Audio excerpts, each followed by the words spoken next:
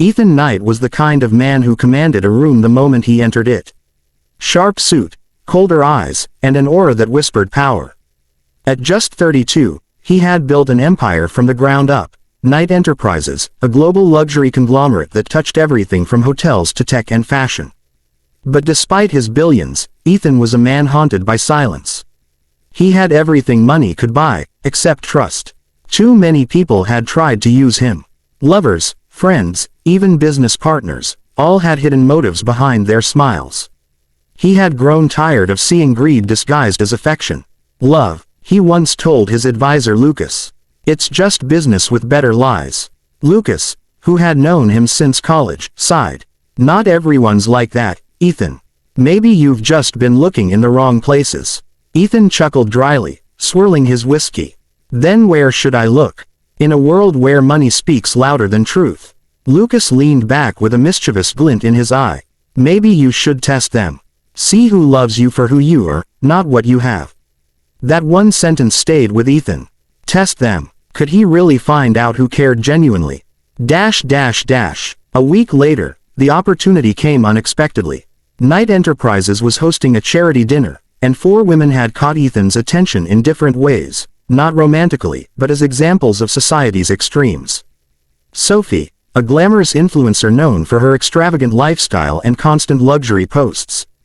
Clara, a high-profile lawyer who prided herself on her charm and success. Emily, a quiet marketing intern who seemed sweet but nervous around him. And Grace, a single mother he had noticed working as a waitress during a company lunch. She was humble, polite, and had refused the tip he tried to give her, saying, "Please, sir, keep it. I'm just doing my job." That memory had stayed with him. So when Lucas jokingly reminded him of the test, Ethan smiled for the first time in days. "All right," he said, "let's see what happens when money meets morals." He invited all 4 women to an exclusive dinner under the pretext of a private business networking event. They didn't know he was the CEO. He introduced himself simply as Ethan, an investor helping with a new project. The restaurant was candlelit, with a view of the city skyline glowing beyond the glass walls. The women were seated around a long mahogany table, each dressed to impress.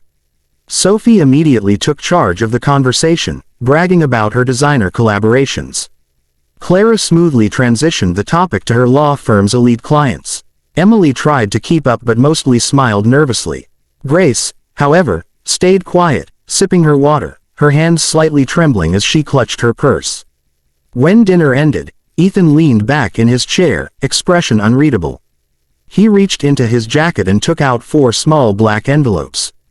"I have a small experiment," he said calmly. "Inside each envelope is my personal black credit card. Unlimited balance. You can buy whatever you wish, for yourself or for anyone else. There's only one rule. You have 24 hours.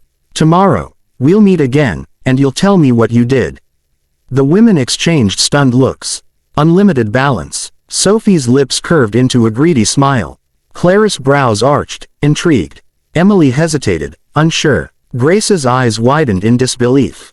"Are you serious?" Grace whispered. "You're giving us a stranger's card." Ethan nodded slightly. "Yes. Think of it as a chance to show me who you are." That night, his phone buzzed with notifications. Sophie had posted photos of herself shopping for jewelry and designer clothes. Clara shared an image from a luxury boutique captioned, "Power deserves presentation." Emily had gone silent, and Grace, no sign of her anywhere. Lucas laughed when he saw the updates.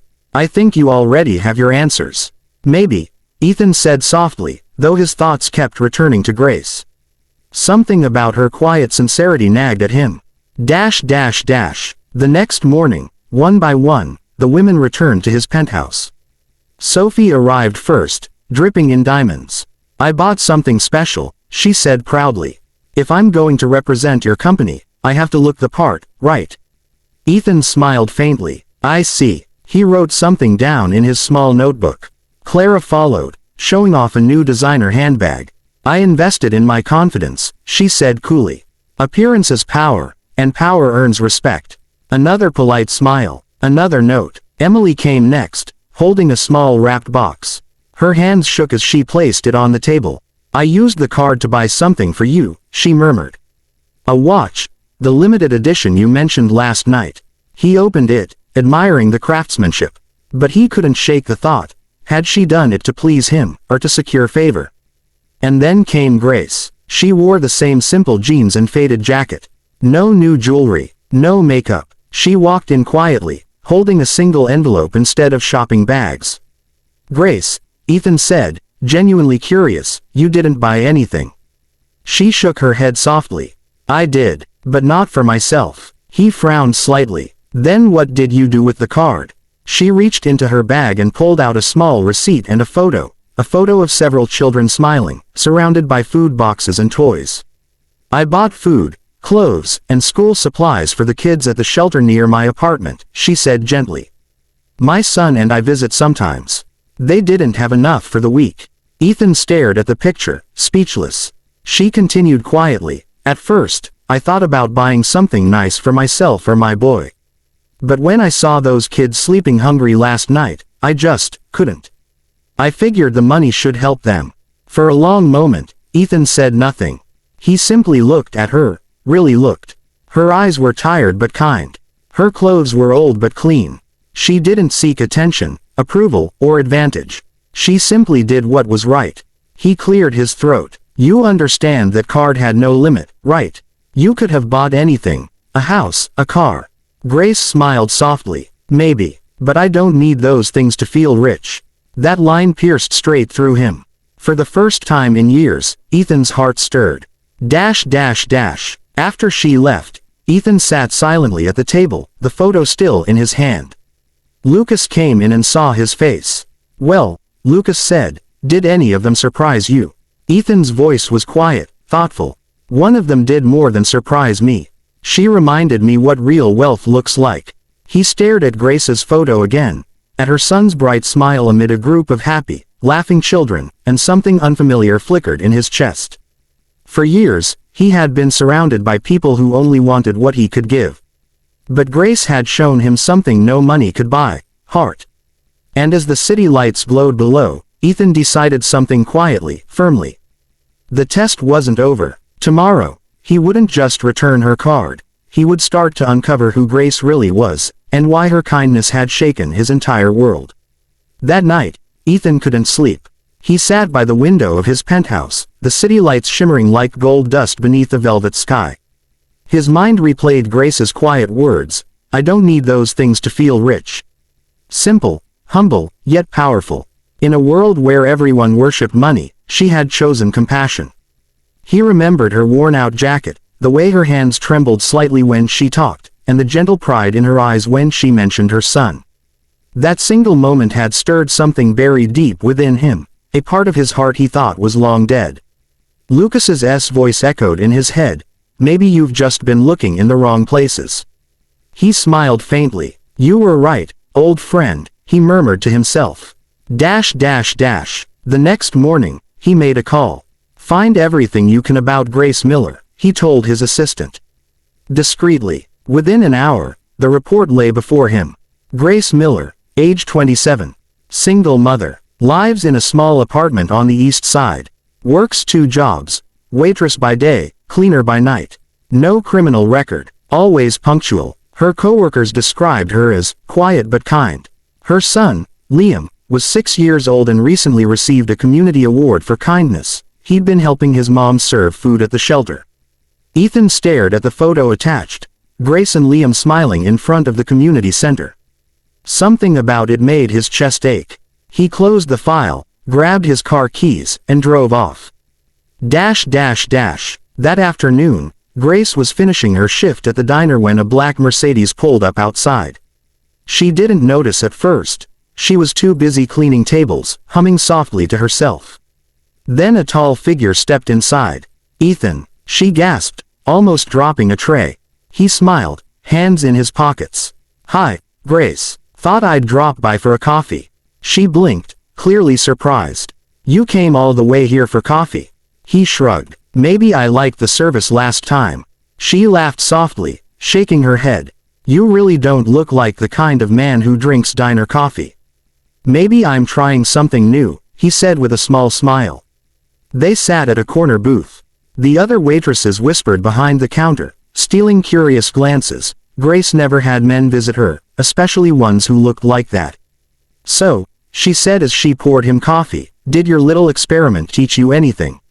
He met her gaze. "It taught me that some people still have hearts." Grace looked down shyly, her cheeks turning pink. "I just did what anyone would have done." "Not anyone," Ethan said quietly. "Most people would have spent it on themselves." She hesitated. "Money doesn't last, but what you do with it, that can matter." Ethan studied her, admiring the strength behind her soft-spoken words. "You're remarkable, Grace." Her smile faltered slightly. "No, I'm just trying to survive." There was something in her voice, tiredness, but also pride. He wanted to ask more, but her boss called her name, and she rushed away to serve another customer. Ethan stayed longer than he planned, watching her work tirelessly, smiling at rude customers, helping an old lady stand, wiping tables with quiet care. She wasn't performing. She was just being herself. By the time he left, he had made a decision. The next day, Grace received a call from an unknown number. "Miss Miller, this is Knight Enterprises. Mr. Knight would like to offer you a position as an assistant in our community outreach department." Grace froze. There must be a mistake. "I didn't apply for any job." The woman on the line chuckled. "Mr. Knight specifically requested you." Grace hesitated, confused. "Who is Mr. Knight?" "You'll find out soon," came the reply. When Grace arrived at the headquarters, she nearly turned back. The glass skyscraper towered above her, sleek, intimidating. People in suits walked briskly, and she stood out instantly in her plain blouse and worn shoes. But she gathered her courage and stepped inside. The receptionist smiled. "Mr. Knight is expecting you." As she entered the top-floor office, she froze. "Ethan," she whispered. He smiled, standing behind his massive desk. "Welcome, Grace." Her eyes widened. "You're Mr. Knight, the CEO." He nodded slowly. "Yes, I wanted to tell you sooner, but I needed to see who you really were first." She stared at him, speechless. "You tricked me." "It wasn't a trick," he said softly. "It was a test. You passed, Grace, in every way that mattered." She crossed her arms, half angry, half stunned.